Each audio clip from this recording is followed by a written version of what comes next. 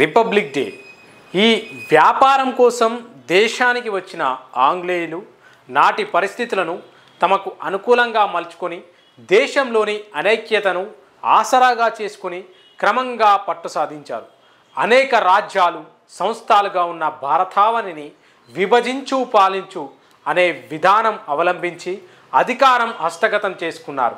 దాదాపు 2 శతాబ్దాలకు పైగా ఆంగ్లేయులు పాలనలో ఉన్న భరతమాతకు సుదీర్ఘ పోరాటం తర్వాత 1947లో విముక్తి లభించింది.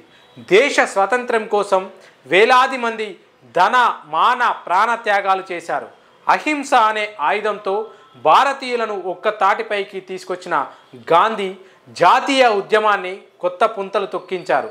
అయితే 1947 ఆగస్టు 15న స్వాతంత్రం వచ్చిన 1950వ దశకంలోనే దేశానికి సంపూర్ణ స్వరాజ్యం సిద్ధించింది. స్వాతంత్రం తర్వాత గణతంత్ర దేశంగా 1950 జనవరి 26న భారత్ అవతరించింది. అదే రిపబ్లిక్ డే. అయితే దీని ప్రాముఖ్యత తెలియని జనానికి ఇదొక సాధారణ సెలవు రోజు. సరదాగా ఇంటి పట్టున ఉంటూ సినిమాలు, షికార్లు, షాపింగ్లతో కాలక్షేపం చేస్తారు. కానీ దేశ స్వాతంత్రం కోసం ఎన్నో త్యాగాలు చేసి తమ ప్రాణాలనే తృణప్రాయంగా భావించి స్వరాజ్య యజ్ఞంలో సమిధులైన గొప్ప వ్యక్తులకు ఈరోజు ఎంతోమంది స్మరిస్తున్నారు. జాతీయ సెలవు రోజున ఎంతమంది వారి ఆదర్శాలను వల్లించుకుంటున్నారు. దేశ స్వాతంత్రం మీదనే నేటి యువతకి ఎంత అవగాహన ఉంది అన్న అంశాలపై ఎవరైనా సర్వే నిర్వహిస్తే సిగ్గుతో తలదించుకునే విషయాలు బయటపడతాయి. అసలు రిపబ్లిక్ డేని జనవరి 26నే ఎందుకు జరుపుకోవాలి అనే ఈ ప్రశ్నకు సరైన సమాధానం చాలామందికి తెలియదు. దేశానికి 1947 ఆగస్టు 15న స్వాతంత్రం లభించింది. అలాగే 1950 జనవరి 26 నుంచి రాజ్యాంగం అమల్లోకి వచ్చింది. కాబట్టి ఏటా అదే తేదీన రిపబ్లిక్ డేని జరుపుకుంటున్నామని భావిస్తారు. ఇందులో కాస్త నిజం లేకపోలేదు, కానీ దీని వెనుక బలమైన కారణం ఉంది. వాస్తవానికి భారత రాజ్యాంగాన్ని 1949 నవంబర్ 26నే ఆమోదించారు. దీనినే అమలు చేసే తేదీకి ఒక ప్రాముఖ్యత ఉండాలనే ఉద్దేశంతో 2 నెలలు వేచి ఉన్నారు. లాహోర్ వేదికగా 1930 జనవరి 26న కాంగ్రెస్ పార్టీ జాతీయ సమావేశంలో తొలిసారిగా పూర్ణ స్వరాజ్యం తీర్మానం చేశారు. నెహ్రూ సారథ్యంలో రావి నది ఒడ్డున త్రివర్ణ పతాకం ఎగరవేసి భారతీయుల స్వతంత్ర సంకల్పాన్ని బ్రిటిషర్లకు గట్టిగా వినిపించారు. అప్పటిదాకా కేవలం రాజకీయ ఆధ్యాత్మిక స్వాతంత్రం వస్తే చాలు, సంపూర్ణ అధికారం బ్రిటిష్ వారి చేతుల్లోనే ఉండి దేశ సామంత రాజ్యంగా మిగిలిపోయినా పర్వాలేదనుకునేలా ఉన్న రాజకీయ నేతల వైఖరిని జలియన్ వాలాబాగ్ ఉదంతం ఒక్కసారిగా కళ్ళు తెరిపించింది. నాడు సుభాష్ చంద్రబోస్, జవహర్ లాల్ నెహ్రూ లాంటి నేతలు కాంగ్రెస్ పార్టీలో వేడి పుట్టించి పూర్ణ స్వరాజ్య తీర్మానం ప్రకటన చేయడంతో సఫలమయ్యారు. ఆ రోజునే స్వతంత్ర దినోత్సవంగా పరిగణించాల్సింది. కానీ కాంగ్రెస్ పార్టీ కూడా దేశ ప్రజలకు పిలుపునిచ్చింది.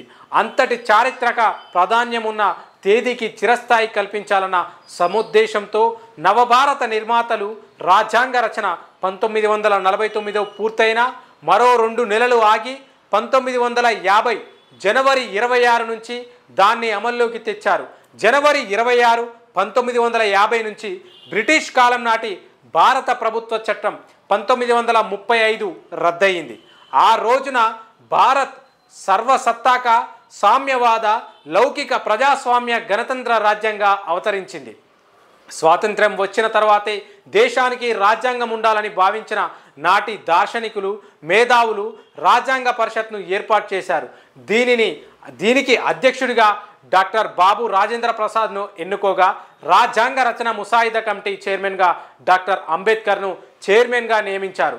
రాజ్యాంగ రచన ఎంతమంది మేధావులు వివిధ దేశాల రాజ్యాంగాలను పరిశీలించి అధ్యయనం చేసి ప్రజాస్వామ్య విధానంలో రూపొందించారు. అనేక సవరణల అనంతరం 1949 నవంబర్ 26న దీనిని రాజ్యాంగ పరిషత్ ఆమోదించింది. భారత రాజ్యాంగాన్ని రూపొందించేందుకు 2 సంవత్సరాల 11 నెలల 18 రోజుల కాలం పట్టింది. రాజ్యాంగ రచనకు మొత్తం 64 లక్షలు ఖర్చయింది. భారత రాజ్యాంగానికి 1935 భారత ప్రభుత్వ చట్టం మూలాధారం అయినప్పటికీ అందులోని అనేక అంశాలను ఇతర రాజ్యాంగాల నుంచి గ్రహించారు. బ్రిటిష్ పరిపాలన నుంచి విముక్తి పొందిన తర్వాత భారత పౌరులందరినీ ఒక ప్రజాస్వామ్య వ్యవస్థలో నడిపించడానికి, స్వతంత్ర పోరాట ఆశయాలను నెరవేర్చడానికి రాజ్యాంగ పరిషత్ను ఏర్పాటు చేసి ప్రపంచంలోని అతిపెద్ద ప్రజాస్వామ్య రాజ్యాంగాన్ని రూపొందించారు. ఇది జనవరి 26, 1950 నుంచి అమల్లోకి వచ్చింది.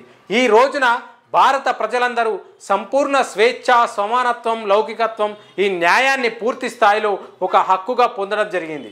ఈ ఏడాది గణతంత్ర దినోత్సవం వేళ గణతంత్ర పెరేడ్కు పోటీగా అదే రోజు సాగు చట్టాలకు వ్యతిరేకంగా భారీ ఎత్తున రైతుల పెరేడ్ని నిర్వహించడం గమనార్హం.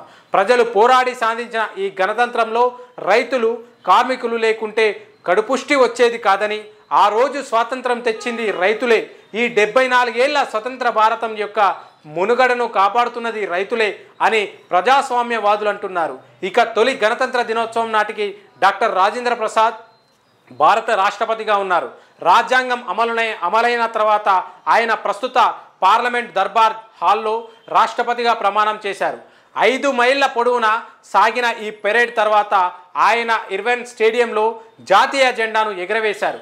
విదేశీ పాలన పూర్తిగా అంతరించి అధికారాన్ని అప్పజెప్పిన ఈ గుర్తులే రిపబ్లిక్ డే.